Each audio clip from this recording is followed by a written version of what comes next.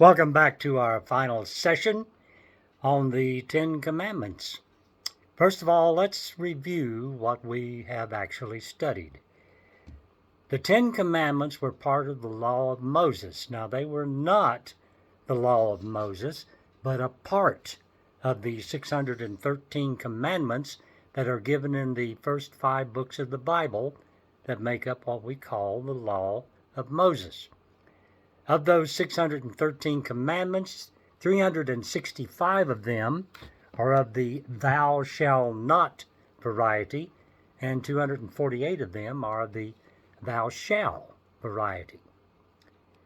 These laws and commandments were given to mark the people of Israel as special people, God's chosen, and to make them different from the rest of the world. It also provided a system of law and order for their society. The Ten Commandments are found within 2 places in the Old Testament, Exodus chapter 20, verses 1 through 17, and in Deuteronomy chapter 5, verses 6 through 21. The difference, as we pointed out, is that Exodus version was given on Mount Sinai, and the Deuteronomy version is a recap that was given several weeks before Moses' death, or roughly 40 years later. The first 4 of the commandments deal with mankind's relationship to God.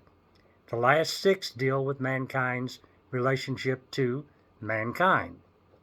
Matthew chapter 22, verse 37 through 40 says this, "And he said to him, You shall love the Lord your God with all of your heart and with all of your soul and with all of your mind. This is the great and the first commandment. And a second is like it. You shall love your neighbor as yourself. On these 2 commandments depend all the law and the prophets." Did you catch that? All the law and all the prophets. In simple words, Jesus had summarized the first 4 and the last 6 into those 2 commandments. Now let's look briefly at what we have discussed in this study. Commandment number 1. You shall have no other gods before me. Obviously, the intent of this commandment was to get the people to worship God and God only. But the before me does create a little bit of a degree of confusion. It does suggest that you could have other gods as long as Yahweh is number 1. The New Testament makes it very plain. God is the God. There is no other gods, and you are to worship God only. There's no before me, beside me, above me, below me, in front of me, behind me. There's only one God, and you worship Him and Him only. Number 2, you're not to make idols. Now, the Old Testament talks primarily about idols as being graven or carved images or statues. But the New Testament warns us that anything that can take away from us our ability to worship God can become an idol. Wealth, status, power, the pleasures of life, or anything, if it becomes more important to us than God, can become an idol. Number 3, you're not to take God's name in vain. We often think of this as cussing, and yes, cussing is or does involve the misuse of God's name in many instances. But what is overlooked is that at any time you use God's name to promote yourself or enrich yourself, you're misusing God's name. You're taking God's name in vain. If I call out to Jesus in prayer by saying, Jesus, that's not taking God's name in vain. That's in prayer. But if I yell Jesus after I hit my finger with a hammer, that's taking God's name in vain. The name Jesus is not a cuss word. And Jesus told us it would be better not to get God involved in the mix than to end up using God's name wrongly. So the commandment does not restrict itself solely to profanity. Number 4, remember the Sabbath and keep it holy. We are not Jewish. We are not commanded as Christians to keep the laws that regulate the Sabbath day. That doesn't mean that we're not commanded to meet in fellowship. Going to church is what Christians should be doing. And usually that is done on the first day of the week, Sunday, not from sunset Friday to sunset Saturday, which is the Sabbath. Keeping the Sabbath is about keeping the commandments that govern the Sabbath day. It's not the actual calendar day.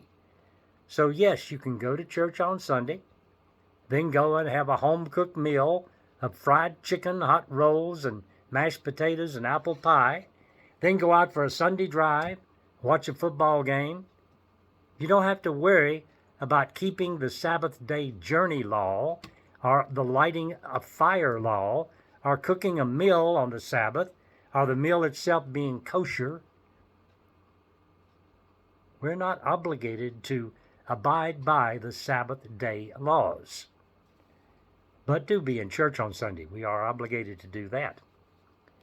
Number 5, honor your father and mother. Absolutely. But the New Testament points out this is a two-way street. Parents in the New Testament also have a duty and a responsibility to bring up their children in the admiration of the Lord, to teach them the difference between right and wrong and good and evil, to make sure that they know what the law is. It's not a me Tarzan, you Jane type of scenario. It's a two-way street. Children should honor their parents, but parents have a responsibility to their children as well. Number 6, you shall not murder. Now this is one of the hot buttons.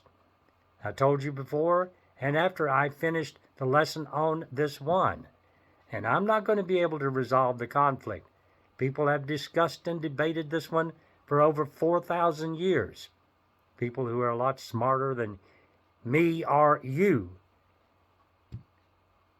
And I feel they probably will continue to discuss and debate this for the next 4,000 years, if the earth is still here 4,000 years from now. Is military service a sin?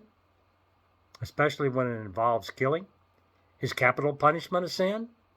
Is self-defense a sin? Is abortion a sin?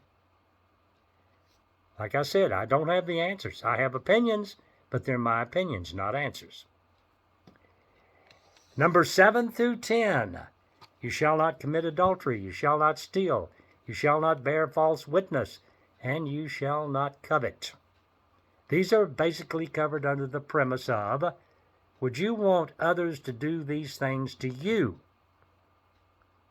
And overwhelmingly, we would say absolutely not. And if you don't want people treating you like that, why would you treat them that way? It's called the Golden Rule. Or using the scripture that we quoted from Matthew, it's the essence of the law, how we treat others. Out of the 10, only one is not repeated in the New Testament. But there is one major difference between the Old and New Testaments and how they handle and how they approach these laws. Under Mosaic law, you had to violate the law in order to be guilty. But Jesus tells us, if we have lust in our hearts for something that belongs to another, like their spouse or their property, or if we hate someone to the point that we want them dead, then we're just as guilty of committing the crime as we would be if we had actually done the crime. In simple words, you can sin by doing nothing at all.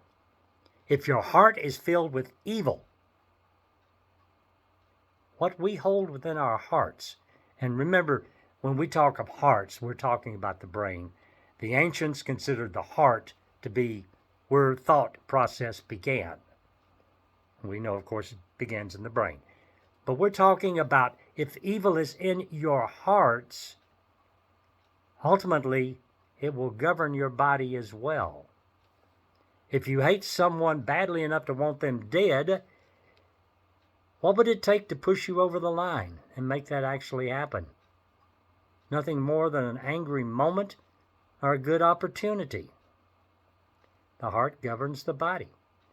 And when we allow evil thoughts to enter into the mind, then we invite evil into our lives. When you allow temptation to enter into your heart, then doing the right thing becomes an option. And doing the right thing is not an option and should never be an option. When you let something enter into your heart to the point that you're considering not doing what God told you to do, you've already committed a sin. You're not seeking first the kingdom of heaven. So you need to purge those thoughts out of your mind as quickly as possible and ask for God's forgiveness before that opportunity or an angry moment presents itself and you end up crossing the line. So in effect, the New Testament actually puts greater restrictions on us than the Old Testament because it holds us accountable and responsible, not just for our actions, but also our thoughts. The New Testament eliminates any other gods, expands what is meant by the term idols, relieves us of the responsibility of keeping the Sabbath day laws, but does command us to assemble in fellowship, makes the child-parent relationship a two-way relationship, and says what we think can make us just as sinful as one who actually does it. So the New Testament actually expands the perimeter of the Ten Commandments. Well, I hope you enjoyed this presentation and you learned from it. I'm debating on where to go next with our studies. I'll let you know soon. I'm looking at several options and may wait until after Easter to attempt any of them. Easter's a very busy time, kind of like Christmas. And if I do, it'll be a short series that will be done by summer. Again, if you have any questions, don't hesitate to ask. Until we meet again, this is Larry Childress for Crestwood Christian Church. May God bless you and keep you safe. And I hope to see you in church.